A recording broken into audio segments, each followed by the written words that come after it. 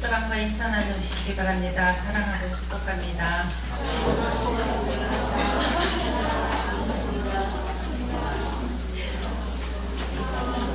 오랜만에 김은택 선생님이 나왔어요. 여러분들 일단 인사 나누시기 바랍니다. 저는 오늘 여러분과 함께 이 복음서 말씀을 주로 해서 은혜를 나누려고 합니다. 마가복음 오늘 읽은 본문 1장 38절에 보면 이르시되 우리가 다른 가까운 마을들로 가자 거기서도 전도하리니 내가 이를 위하여 왔노라 하시고, 예수님께서 자신의 오신 목적이 전도하기 위함이라고 분명히 밝히셨습니다. 그런데 이 전도의 내용은 마가복음 1장 15절에 나옵니다. 이르시되 때가 찼고 하나님 나라가 가까이 왔으니 회개하고 복음을 믿으라. 다시 말하면 전도하러 하기 위해서 오셨는데 그 내용은 우리에게 회개하고 복음을 믿으라는 것입니다. 복음은 우리를 죄에서 구원하기 원하시는 하나님의 뜻과 계획입니다. 병자를 고치고 주저앉은 안전배기를 일으키고 중풍병자를 일으키시고 열병을 고치고 귀신을 쫓아내는 것은 인간에 대한 사랑과 연민이지 그것 자체가 예수님의 오신 목적은 아니었습니다. 제자를 세우신 목적도 마가복음 3장 14절에서 15절에 나옵니다. 이에 12를 세우셨으니 이는 자기와 함께 있으며 나가 전도하고 권능도 가지게 하려 하심이로라. 예수와 함께 있고 보내시고 전도하고 귀신도 내쫓는 권능을 기록되어 있습니다. 그러니 예수의 제자된 우리는 주님과 동행하고 전도하고 권능도 가져야 합니다. 권능이란 죄와 세상을 다스리는 권능을 의미합니다. 2주 전 말씀 기억하시나요? 목사님께서 동지를 찾읍시다 라는 제목으로 말씀을 증거하셨죠. 한 명이 어떤 행동을 할 때는 사람들이 관심을 보이지 않는데 두세 명이 힘을 합하면 강력한 시너지 효과가 나타나는 것을 영상으로 저희가 보았습니다. 지난주에는 전도에 관한 말씀을 저희가 받으면서 이 전도란 성령의 능력으로 가능하다라고 말씀하셨습니다. 선교와 전도를 하기 위해서 우리가 동지를 만들고 성령의 능력으로 힘입어야 한다면 그것을 어떻게 실현할 수 있을까 생각해 보아야 합니다. 첫 번째, 교회와 교회의 지도자들이 변해야 합니다. 옆 사람과 인사 나누시기 바랍니다. 변해야 합니다.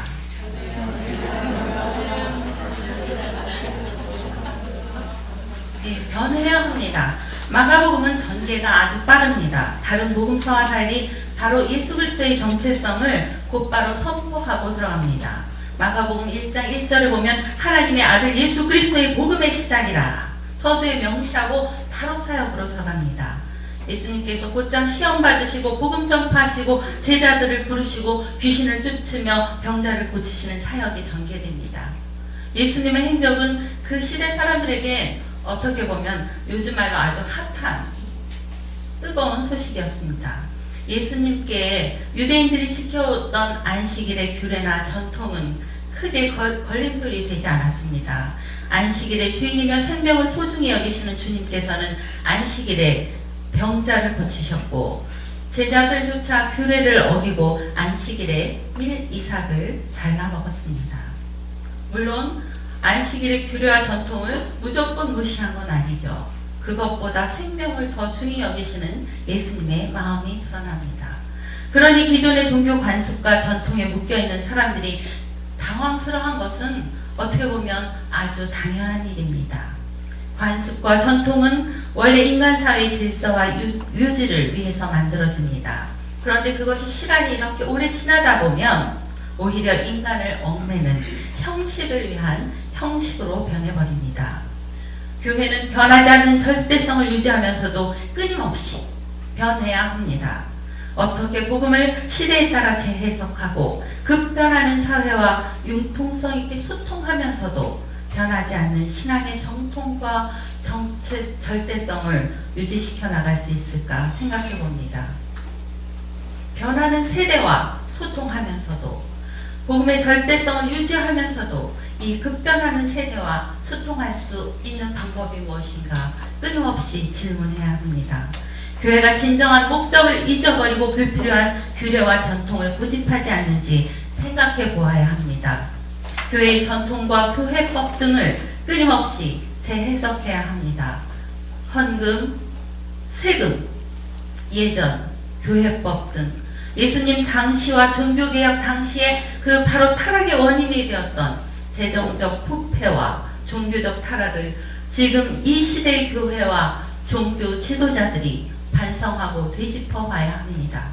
이 모든 제도들을 현대 상황에 맞게 재해석하면서도 하나님에 대한 절대적 신앙이 훼손되지 않도록 신중한 작업을 조금씩 해나가야 합니다. 전도하려면 세상에서 손가락질 받는 교회는 더 이상 세상 속에 버티고 설 자리가 없기 때문입니다. 교회 다니는 것이 부끄럽지 않아야 우리가 나가서 입을 열 수 있기 때문입니다. 두 번째, 우리가 나아가서 기도해야 합니다. 옆 사람과 서로 인사 나누십시오. 기도합시다. 첫 번째 제가 변합시다. 또 기도합시다 얘기합니다. 마가복음 1장 35절을 보면 새벽 아직도 날 밝기 전에 예수께서 일어나 나가 한적한 곳으로 가서 거기서 기도하시더니, 사실 기도하는 것이 가장 쉬운 일인데 그리고 가장 중요한 일인데 사람들은 가장 소홀히 여기고 어렵게 생각합니다. 도무지 기도하라 그러면 뭔가 거창한 것을 기도해야 된다고 생각하고 한 5분, 10분 기도하고 나면 더 이상 기도할 게 없다고 사람들이 일어납니다. 기도의 시간을 늘려야 합니다. 기도의 시간을 늘리려면 하나님께 기도의 영을 달라고 기도해야 합니다. 아이들이 마치 계속해서 끊임없이 박조 하고 졸라대듯이 계속해서 울듯이 하나님 앞에 할 말이 없으면 똑같은 말을 반복해서라도 기도의 시간을 늘려 내가 하나님 앞에 구별된 시간을 늘려야 합니다. 다들 너무 분주합니다. 자신이 아끼던 제자들을 따로 떼어놓으시고 기도하셨던 예수님처럼 사람들과 떨어져서 한적한 곳을 찾아 기도해야 합니다. TV 앞에 앉을 시간은 있어도, 친구를 만나서 차를 마실 시간은 있어도, 쇼핑을 하고 여행을 다닐 시간은 있어도, 자기 관리를 하느라 운동하고 공부할 시간은 있는데 너무 바빠서 따로 시간을 내어 기도하지 않습니다. 그러니 교회에 다녀도 죄와 세상을 다스리는 권능이 없습니다. 세상 사람과 구별된 삶을 살 수 없습니다. 크고 중요한 일이 많을수록 사람을 찾기보다는 말씀에 의지해 하나님 앞에 무릎 꿇어야 합니다. 시편 147편 5절 말씀에 우리 주는 위대하시고 능력이 많으시며 지혜가 무궁하시도다 라고 선포한 시편 기자의 고백은 실제 삶 속에서 기도로 승리한 위대한 신앙 고백임을 알아야 합니다. 모든 능력과 권세를 가지신 예수님조차도 능력을 행하셨음에도 불구하고 틈만 나면 한적한 곳을 찾아 기도하셨습니다. 여호와는 말에 힘이 세다 하여 기뻐하지 아니하시며 사람의 다리가 억세다 하여 기뻐하지 아니하시고 자기를 경외하는 자들과 그의 인자하심을 바라는 자들을 기뻐하신다고 말씀합니다. 사람의 다리가 말에 힘이 세다 하여 기뻐하지 않고 사람의 다리가 억세다고 기뻐하는 것이 아니라 자기를 경외하는 자들을 기뻐하십니다. 성령의 능력은 기도에서 나옵니다. 어떤 사람 말합니다. 일상에서 나는 하루 종일 기도합니다. 그렇게 말합니다. 예수님께서도 그러셨습니다. 그러나 완전하신 예수님도, 늘 순간순간마다 기도하신 예수님도 따로 시간을 내어 한적한 곳에서 엎드려 기도하시는 모습을 봅니다. 마가복음 14장 32절에서 42절은 겟세마네 기도의 장면이 나옵니다. 예수님께서는 하나님의 일을 이루기 위해 기도하고 또 기도했습니다. 겟세마네 동산의 제자들을 데리고 가서 그들에게 머물러 깨어있으라 하시고 기도합니다. 조금 나아가서 땅에 엎드려 기도하십니다. 기도하다가 제자들에게 돌아와 자고 있는 그들을 깨웁니다. 너희가 나를 위해 잠시 깨어있을 수 없느냐? 그들을 깨웁니다. 함께 기도하자고 요청하십니다. 그리고 다시 기도하십니다. 41절에 보면 예수님께서 세 번째까지 나아가 기도하신 것을 볼 수 있습니다. 능력 많으신 예수님, 하나님의 아들, 그분께서도 따로 시간을 내어 한적한 곳에 나가서 기도하시고 중보 기도를 요청하시고 한 번에 끝나지 않고 또 기도하시고 또 기도하시고 또 기도하신 그 모습을 볼 수 있습니다. 하나님 앞으로 한 걸음 더 나아가 기도하시기 바랍니다. 기도하고 또 기도하시기 바랍니다. 예전에 제가 결혼할 때나 혹은 아이를 낳을 때 어머니에게 전화를 하면 기도하면 한마디면 끝이었습니다. 그때는 제가 너무 무책임하다고 느꼈습니다. 가장 쉬운 방법으로 저에게 대하신다고 느꼈습니다. 개척교회 전도사께 할 수 있는 것이 기도밖에 없었습니다. 그러나 제가 기도의 힘을 깨달은 후에는 이 기도하마, 이 한마디가 얼마나 위대하고 큰 사랑이었는지 깨닫습니다. 기도를 요청하십시오. 기도하십시오. 기도하고 또 기도하십시오. 이제는 제가 무슨 일이 있으면 사람들에게 중보 기도를 요청합니다. 전도는 저희가 전도하자고 얘기했습니다. 동역자를 찾자고, 동지를 찾자고 말하고 성령의 능력으로 전도해야 하는데, 성령의 능력을 힘입으려면 저희가 하나님 앞에 나아가서 기도하고 또 기도해야 합니다. 전도는 영적인 전투입니다. 베드로전서 5장 8절에 보면 우리의 대적 마귀는 다니며 삼킬 자를 찾는다고 기록되어 있습니다. 그러니 근신하고 깨어 있어야 합니다. 죽음의 자리에 있는 사람을 생명의 자리로 끌어오는 일은 결코 쉬운 일이 아닙니다. 새벽 조용한 시간에 혹은 점심시간에 따로 한적한 곳에서 아니면 모두가 잠든 조용한 저녁시간에 하나님 앞에 나아가 전도할 대상이 있다면 그 대상을 놓고 기도해야 합니다. 한두 번 하고 잠깐 하고 포기하는 것이 아니라 끝까지 응답을 기다리며 기도하시기 바랍니다. 대상이 떠오르지 않는다면 누구를 만나야 할지, 어디로 가야 할지, 무엇을 말해야 할지 기도해야 합니다. 기도는 하나님의 권능을 힘입는 일입니다. 내가 지금 기도해야 될 사람이 누구인가 생각해 보시기 바랍니다. 세 번째, 전도하려면 머무르지 않아야 합니다. 옆 사람과 인사 나누시다. 머무르지 말고 나아갑시다. 사람들이 병 고치고 귀신을 내쫓는 예수님의 능력을 보기 위해서 몰려들고 주님을 찾습니다. 예수님께서 거기에 머물러서 그들의 칭송을 듣고 대접받을 수 있습니다. 거기서 그냥 세력을 확장해 나갈 수 있습니다. 그런데 예수님은 머무르지 않으십니다. 다른 가까운 마을로 가십니다. 제자들과 함께 가십니다. 한 곳에 머물러 유하지 않습니다. 가까움부터 찾아가시고 지경을 넓혀 온 갈릴리에 다니실 뿐만 아니라 회당에서도 전도하십니다. 마가복음 1장 38절에서 39절에 보면 이르시되 우리가 다른 가까운 마을로도 가자. 거기서도 전도하리니 내가 이를 위하여 왔노라 하시고 이에 온 갈릴리에 다니시며 그들의 여러 회당에서 전도하시고 또 귀신들을 내쫓으시더라. 가장 가까운 이화 동산의 학생부터 시작해서 부모, 형제, 가족, 주변의 직장 동료에게 전도해야 합니다. 가까운 사람일수록 어렵습니다.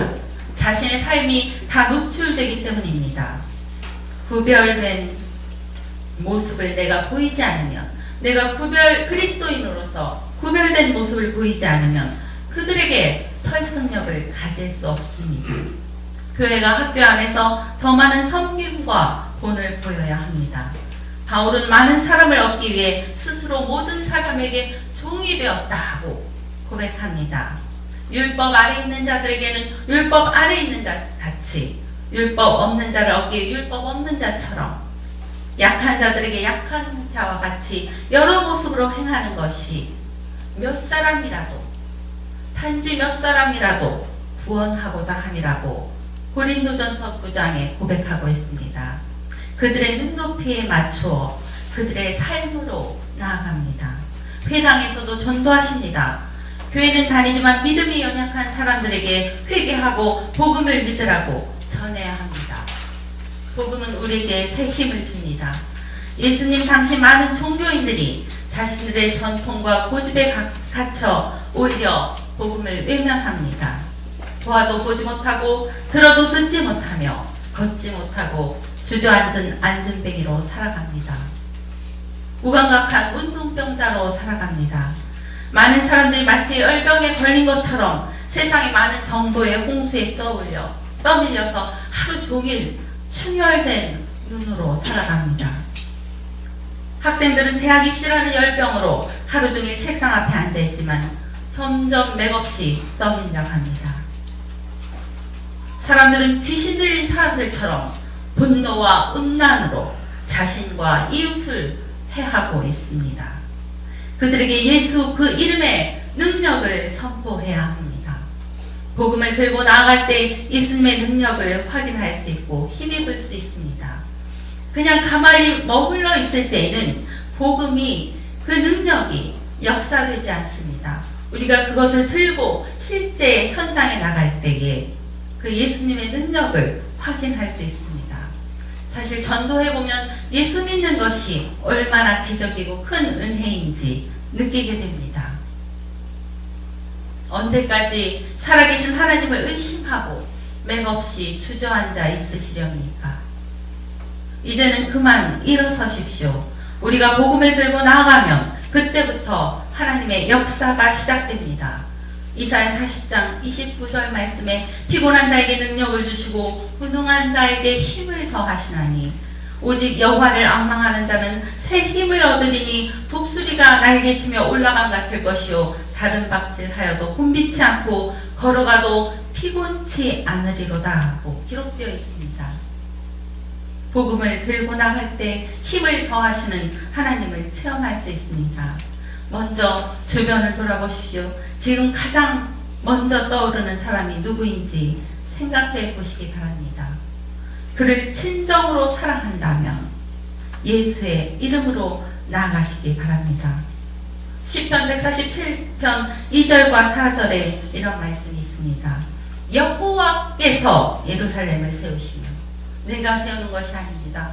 여호와께서 예루살렘을 세우시며 이스라엘의 흩어진 자들을 모으시며 상심한 자들을 고치시며 그들의 상처를 싸매시는도다. 여호와께서 모으시고 세우시고 그들을 주님 앞으로 데려왔을 때에 그들의 마음을 일으키시고 그들의 상처를 싸매시는도다. 그가 별들의 수요를 세시고 그것들을 다 이름대로 부르시는도다. 세우시고 모으시는 하나님, 고치시고 싸매시는 하나님, 별들의 수요를 세시고 다 이름대로 부르시는 하나님입니다. 고린도전서 9장 23절에 내가 복음을 위하여 모든 것을 행함은 복음에 참여하고자 함이라. 하나님의 위대한 구속 사역에 동참하기 위하여 우리는 이제 무엇을 해야 할까? 변하여 새롭게 되고 기도하여 성령의 능력으로 힘입고 주께서 허락하신 지경으로 담대히 나아가는 저와 여러분이 되시기를 바랍니다.